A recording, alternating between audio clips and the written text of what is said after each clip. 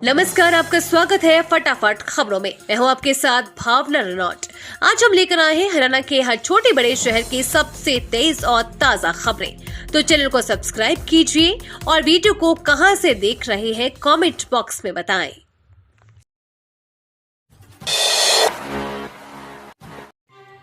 रेहड़ी पटरी वालों के लिए गुड न्यूज, अब कम ब्याज दर पर मिलेगा कर्ज। जानिए फटाफट पूरी खबर।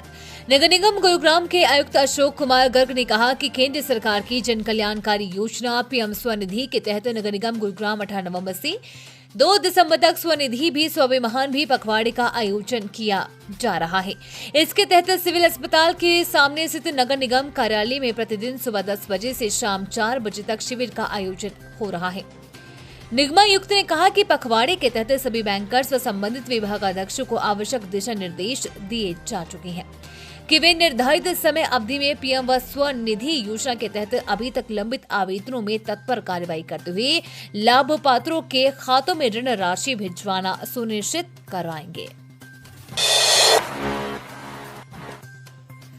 बेघरों को अब मिलेंगे घर। पीएम आवास 2.0 योजना लॉन्च, ऐसे करें ऑनलाइन आवेदन।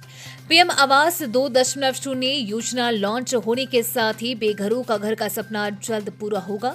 नगर निगम गुरुग्राम क्षेत्र के बेघर लोगों के लिए जल्द ऑनलाइन आवेदन लेना शुरू करेगा। नगर निगम गुरुग्राम के आयुक्त अशोक कुमार गर्ग ने बताया कि इस योजना में केवल बीपीएल ही नहीं बल्कि अन्य मध्यम वर्गीय परिवार भी आवेदन कर सकेंगे। हरियाणा सरकार का बड़ा फैसला, गबन ने सुनाया फरमान। 80 लाख वाहन चालकों में मचेगा हड़कंप। हरियाणा में अब बिना हाई सिक्योरिटी नंबर प्लेट के नहीं पॉल्यूशन सर्टिफिकेट नहीं बनेगा। परिवहन मंत्री अनिल विज के विभाग ने ये सख्त आदेश जारी किए हैं। हरियाणा राज्य परिवहन आयुक्त ऑफिस ने सभी डिस्ट्रिक्ट ट्रांसपोर्ट ऑफिसर सह सचिवों को ऑर्डर जारी किए हैं। ऐसे में सभी प्रदूषण जांच केंद्रों को तत्काल निर्देश जारी करे हैं कि ऐसे किसी भी वाहन को प्रदूषण नियंत्रण प्रमाण पत्र जारी न करें जिस पर एसआरपी और रंग कोड स्टिकर नहीं लगा हो।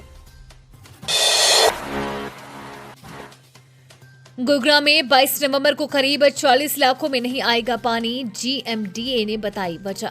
गुरुग्राम महानगर विकास प्राधिकरण द्वारा कादीपुर चौक पर मास्टर वाटर सप्लाई पाइपलाइन की मरम्मत का कार्य किया जाएगा। इस कारण वाटर ट्रीटमेंट प्लांट बसई और सेक्टर 16 बूस्टिंग स्टेशन से 22 नवंबर को सुबह 10 बजे से रात 10 बजे तक 12 घंटे के लिए शट डाउन रहेगा, जिसके दौरान पानी की आपूर्ति बाधित रहेगी। दिमाग का इलाज करवाएं उदयभान, ईवीएम को लेकर कांग्रेस के आरोपों पर आक्रामक हुए बीजेपी दिग्गज। कांग्रेस प्रदेश अध्यक्ष चौधरी उदयभान द्वारा विधानसभा चुनाव में 14 सीटों पर इलेक्ट्रॉनिक वोटिंग मशीन यानी कि ईवीएम हैक करने का आरोप लगाए जाने के बाद भाजपा आक्रामक हो गई है। भाजपा के प्रदेश अध्यक्ष मोहनलाल बड़ोली ने तो कांग्रेस अध्यक्ष उदयभान को अपने दिमाग का इलाज तक करवाने की सलाह दे डाली। कांग्रेस प्रदेश अध्यक्ष ने दावा किया है कि 8 अक्टूबर को चुनाव नतीजों से पहले ही प्रदेश प्रभारी दीपक बाबरिया को मोबाइल पर संदेश मिला था कि 14 सीटें कांग्रेस निश्चित रूप से हार रही है। कांग्रेस विधायक विनेश फोगाट की गुमशुदगी के पोस्टर वायरल, लिखा पूरा विधानसभा सत्र निकला एमएलए लापता। हल्के से कांग्रेस के विधायक और ओलंपियन विनेश फोगाट की गुमशुदगी के पोस्टर सोशल मीडिया पर वायरल हो रहे हैं। विपक्ष के लोग पोस्टर पर जमकर चुटकियां भी ले रहे हैं। पोस्टर में लिखा है कि लापता विधायक की तलाश, पूरा विधानसभा सत्र निकल गया लेकिन विधायक पूरे सत्र से लापता रहे। अगर किसी को दिखे तो जुलाना वालों को सूचित करें। ये पोस्टर खूब वायरल हो रहा है।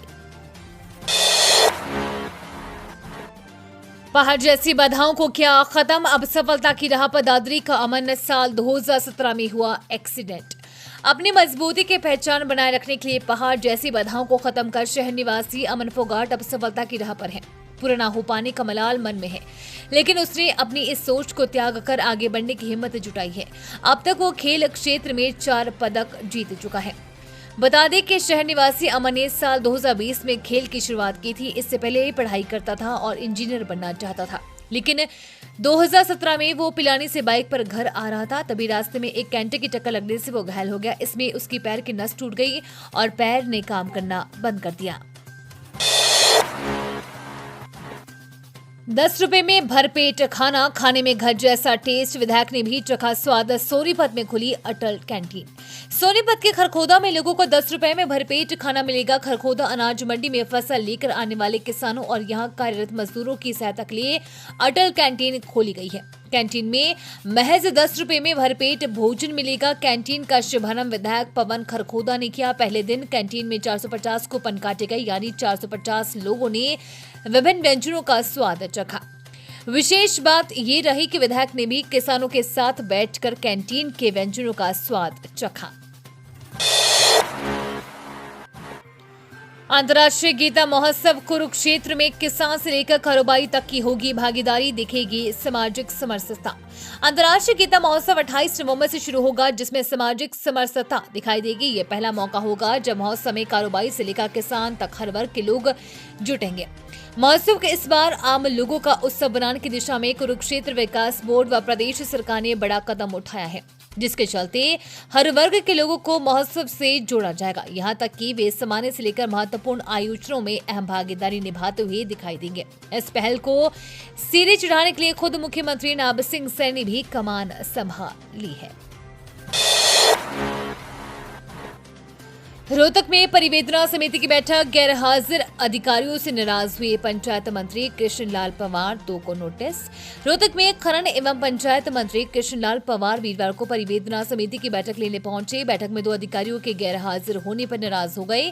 बोले, 40 साल का अनुभव है, हर विभाग को गहराई से जानता हूं। पहली मीटिंग में चेतावनी देता हूं, दूसरी बार मैं सस्पेंड कर दूंगा। मुझे विभाग के अध्यक्ष की हाजिरी व जनता की शिकायत का समाधान चाहिए। जब मुख्यमंत्री नाब सैनी को रात 12 बजे तक शिकायत सुन सकते हैं तो मैं आपसे दिन में आने की कह रहा हूं। पवार ने डीसी धीरेन्द्र खरकटा को हिदायत दी कि गैर हाजिरी रहने वाले डीएफएससी व डीएफओ को नोटिस दिया जाए। 120 की speed, 7 toll plaza, bike auto की no entry. Delhi Katra expressway पर शुरू हुआ सफर। दिल्ली से माता वैष्णो देवी के धाम या स्वर्ण मंदिर अमृतसर सड़क मार्ग से जाना अब आसान हो रहा है। नया ग्रीनफील्ड एक्सप्रेसवे अब साकार हो रहा है। दिल्ली अमृतसर कटरा एक्सप्रेसवे का पहला चरण शुरू हो गया है। हरियाणा, पंजाब और जम्मू कश्मीर को जोड़ने वाला ये एक्सप्रेसवे हरियाणा के हिस्से में शुरू हो गया है। ट्रायल रन सफल रहने के बाद अब बूथलेस टोल सिस्टम भी शुरू हो गया है।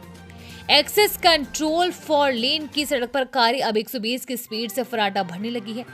पूरी सड़क को बेहद अच्छे तरीके से बनाया गया है। सड़क के दोनों ओर सुरक्षा के लिए रेलिंग भी लगाई गई है। सड़क के नीचे से कोई लावारिस पशु सड़क पर न आ जाए, इसके लिए सुरक्षा दीवार भी बनाई गई है।